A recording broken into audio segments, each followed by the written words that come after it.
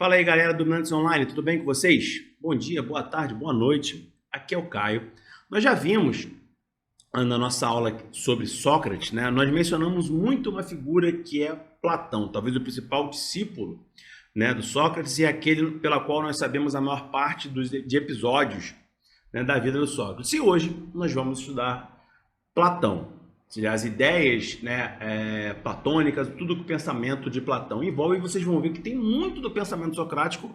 Platão, como discípulo de Sócrates, né, absorveu muito das ideias do mestre dele, então vocês vão ver que tem assim, uma lógica de continuidade, existe um continuismo entre os dois, então talvez seja importante vocês verem essas duas aulas, esses dois pensadores aí, essa ideia de continuidade e tentarem fazer aí conexões entre ambos, tá? O Platão, ele vive entre 427 e 348 a.C., tá? E Platão é um apelido, né? Aqui está a imagem do Platão, que é uma imagem clássica que já foi cobrada em Enem em algumas questões. Vocês vão ver que ele está apontando para cima, tá? E a gente vai entender o porquê que ele está apontando para cima, especialmente quando a gente falar sobre Aristóteles, talvez isso fique mais claro, essa contraposição de ideias. Beleza? Então, o Platão, ele era um discípulo, né, do Sócrates. Esse Platão, na verdade, é um apelido, o nome dele é Temístocles, né? E Platão quer dizer costas largas, porque ele era entendido na época ele como um homem muito forte fisicamente, tá? O Platão Temístocles, ele tem origem na aristocracia ateniense, então ele era um cara de maior ascendência social do que o próprio mestre dele, o Sócrates, por exemplo. Inicialmente ele era um entusiasta da democracia, até, né, ele entrar ali no círculo de discípulos de Sócrates. Aí, especialmente com a morte do discípulo, do mestre dele, do Sócrates, ele passa a ser um crítico bastante fervoroso do sistema democrático ateniense. A gente vai ver qual que era a ideia dele de governo perfeito.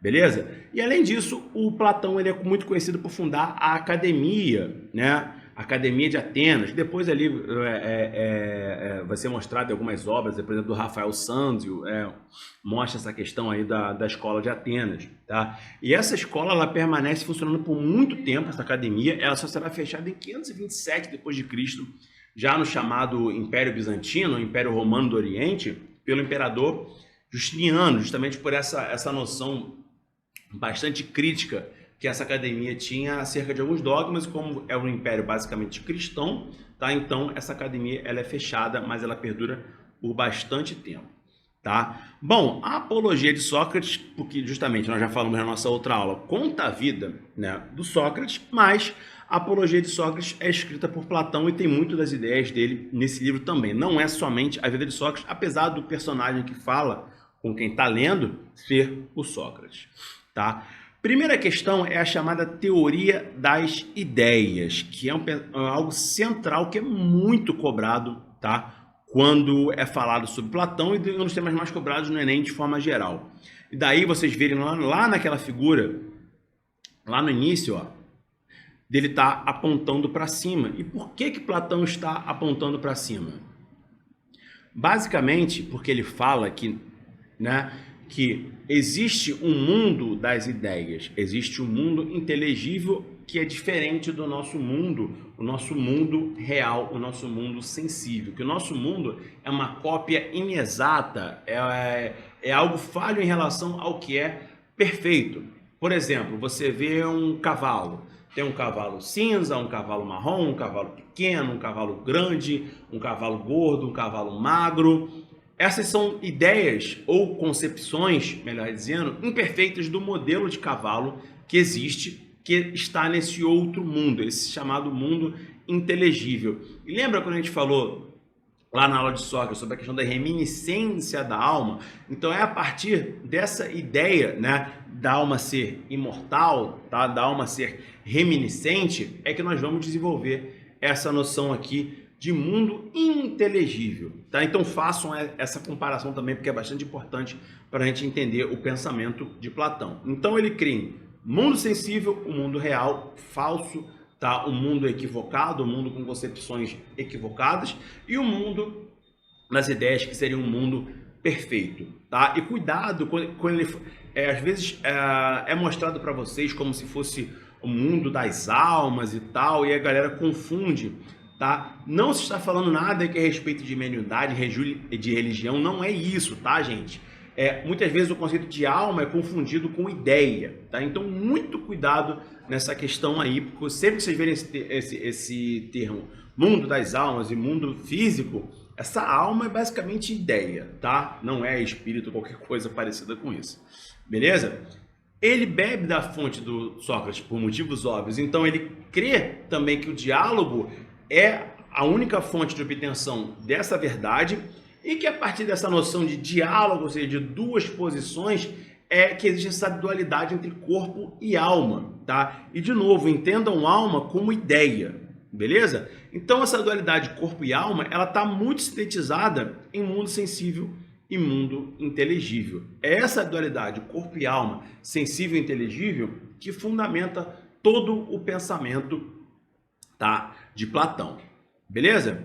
Tá? E o Platão, ele talvez seja o primeiro filósofo a sintetizar e a superar a concepção de mobilismo e imobilismo. Lembram daquelas noções básicas, tá? Voltem lá na aula de pré-socráticos, Anaximandro e Anaximenes, para a gente ver isso.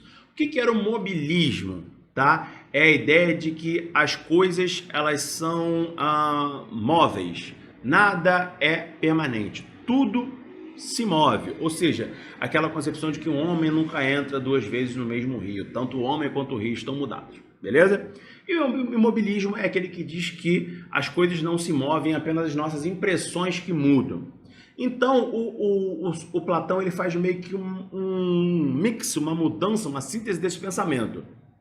Na realidade, tudo é móvel e tudo é imóvel, porque existe uma noção verdadeira, imóvel, tá? Inteligível nesse mundo das ideias e as noções, tá? Móveis, as noções que vão mudar, né? Que são as noções do mundo real, como eu falei com esse exemplo do cavalo, os diferentes tipos de cavalo, tá? O cavalo marrom, o cavalo amarelo, o cavalo preto, o cavalo branco, tá? Então, entre aspas, ele faz uma síntese disso e também é importante para pensar, para entender o pensamento platônico. Então, aconselho vocês a dar uma voltadinha lá na nossa aula para dar uma revisada em mobilismo e imobilismo.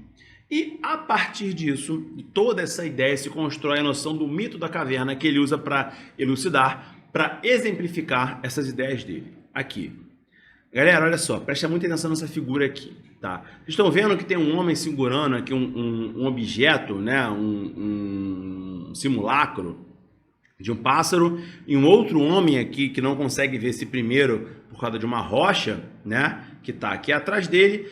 Ele só vê essa noção desse pássaro, né? Espelhado na parede a partir daqui do fogo e do pássaro, então ele só vê essa imagem, tá? E isso é a síntese do mito da caverna. Ou seja, Platão diz que imagine um grupo de pessoas acorrentado a uma rocha que só consegue ver as sombras do mundo verdadeiro. Essas pessoas, tá, sintetizada por esse cara aqui apontando, eles vão entender somente essas imagens, as sombras que eles veem, como sendo a verdade, porque é a única coisa que eles conseguem ver. É a única coisa que é possível para eles porque eles estão acorrentados nessa posição. Mas nós sabemos que isso não seria, né, a verdade. A verdade é essa figura aqui. Então esse é o mito da caverna, tá? E ele diz que um dia uma dessas pessoas conseguiu fugir e ver a luz, né, ver o mundo real, e viu que tudo aquilo todas aquelas sombras que ele conseguia ver é tudo uma ilusão, ou era tudo um aspecto falho do que seria a verdade das coisas. E ele volta para a caverna para contar para as outras pessoas. As outras pessoas não acreditam porque elas só viam aquilo. Ou seja, esse personagem que foge, entre aspas, seria a figura do filósofo. Aquele que consegue ter o patos, lembra? Consegue ter a iluminação e consegue chegar a ao propósito das coisas. Enquanto as pessoas que não conseguem seriam as pessoas comuns. Então, esse cara que fugiu da caverna e viu as coisas como elas são, ele alcançou o mundo das ideias.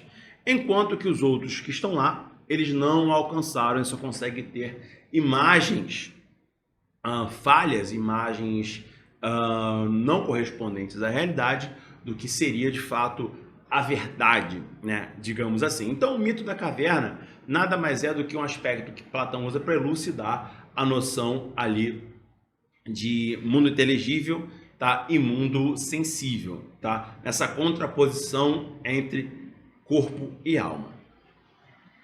Beleza? Então, é a partir dessa ideia de que ele estabelece o conceito de reminiscência da alma. Ou seja, dentro de nós, todo mundo tem ali, digamos, a sua alma, a sua noção, o seu espírito, as suas ideias de alguma forma. Porém, nem todos conseguem alcançar, nem todos conseguem ter o patos, o estalo, a partir dessa concepção. E você só conseguiria alcançar isso através da dialética, aquilo que Sócrates já falava, que nós já vimos no nosso outro vídeo sobre filosofia socrática. Então, enquanto o Sócrates falava sobre uma noção de dialética para se alcançar a verdade, o Platão ele fala que isso acontecia porque todos já tínhamos ali um pouco dessa reminiscência, né, em si, que essas almas elas ficariam nesse mundo inteligível, esse conhecimento, e que elas entrariam no nosso corpo a partir do nosso nascimento. Tá? Inclusive essa noção depois ela é muito utilizada por Santo Agostinho, tá? Então façam esse diálogo também com Santo Agostinho, que é uma aula que a gente vai ver depois, né, falando ali sobre filosofia medieval, na qual ele usa isso justamente para explicar Deus, que essa reminiscência da alma, na verdade, seria uma reminiscência de Deus, a fagulha divina em si. Então é importante vocês irem fazendo essas anexações, né, essas ligações desses pensamentos. Já falamos aqui de Sócrates, Platão e Santo Agostinho, porque, entre aspas, as coisas elas se conectam e fica mais fácil de vocês entenderem todas essas diferentes concepções. Então ele fala sobre essa questão de que a dialética seria o único meio para as pessoas alcançarem essas ideias dentro delas, beleza? E assim conseguirem, digamos, alcançar o patos, alcançar esse conhecimento, e que essas pessoas que conseguiriam fazer esse tipo de coisa são os filósofos, tá?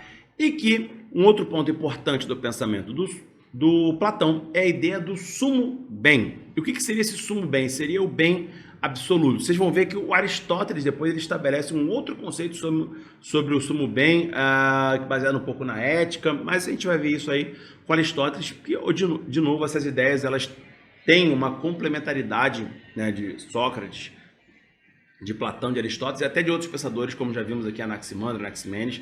Essas ideias elas vão se complementando, elas vão se conectando, tá? Então o que ele fala é que esse sumo bem, ou seja, o bem de todos, tá, eram necessários para ter uma sociedade perfeita, beleza? Mas não esqueçam que Platão é um crítico ferrenho da democracia. Então ele fala que para alcançar esse sumo bem, tá, o caminho não era a democracia, o caminho era outro, que a gente vai ver agora aqui, tá? Que é a República de Platão. Ou seja, o que ele imagina como o fim para se alcançar esse sumo bem.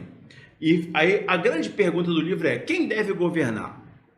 Tá? Deve existir uma democracia? Não deve existir uma democracia, uma aristocracia? Aí o Platão, nessa outra obra dele, A República, tá? Ele vai elucidar essa questão.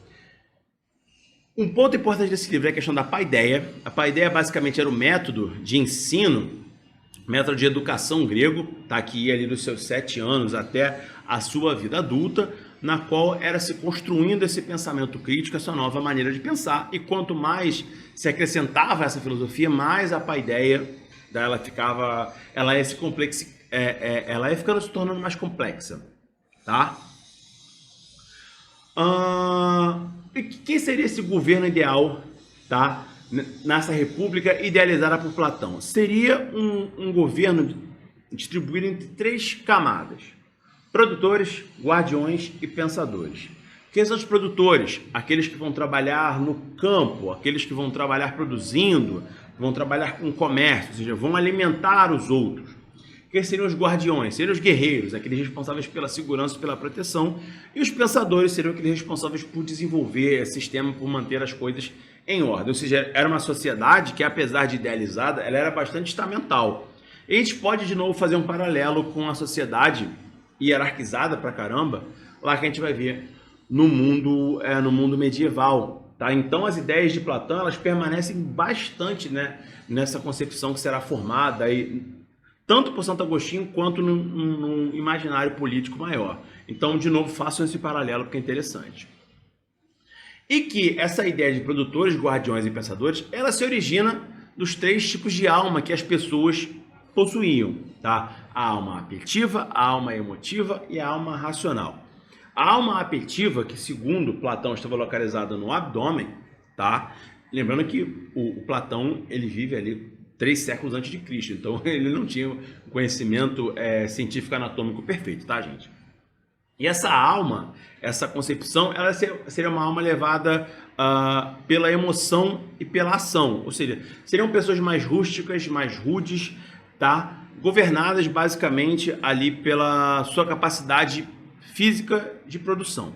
Beleza? Seriam basicamente, tá, os produtores.